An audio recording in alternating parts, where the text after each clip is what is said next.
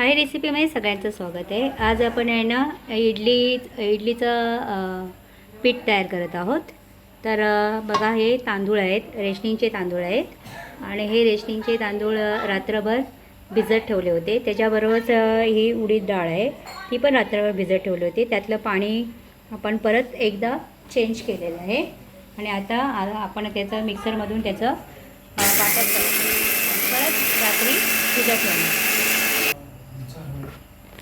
हे आपण जे करतोय हे सगळं इडलीसाठी आपण तयारी चालली आहे। सकाळच्या नाश्त्याची आपण गावी आहोत आणि हे गावी मस्तपैकी आपण इडल्या बनवणार आहोत। मिक्सरमध्ये वाटप करण्याचं काम चालू आहे। हे रात्रभर ठेवायचं आणि परत मग सकाळी मस्तपैकी इडल्या बनवतात। हे रात्रभर पीठ ठेवलं होतं आणि आता हे इडली साच्यामध्ये यात मीठ टाकून मॅच केलं आणि इडली साच्यामध्ये आपण आता भरून ठेवतात इडली करण्यासाठी।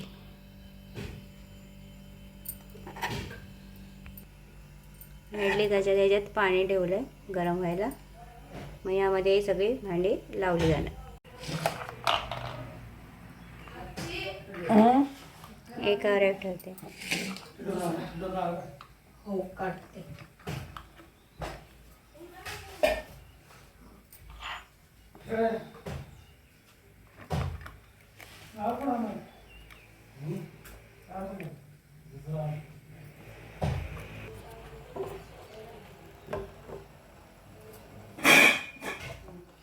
यावर झाकण लावायचं। इडली छानपैकी झाले, काढवाय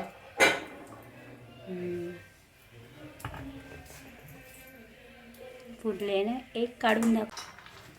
अशा प्रकारे मी इडल्यात मस्त इडल्या झालेले, मस्त फुलले।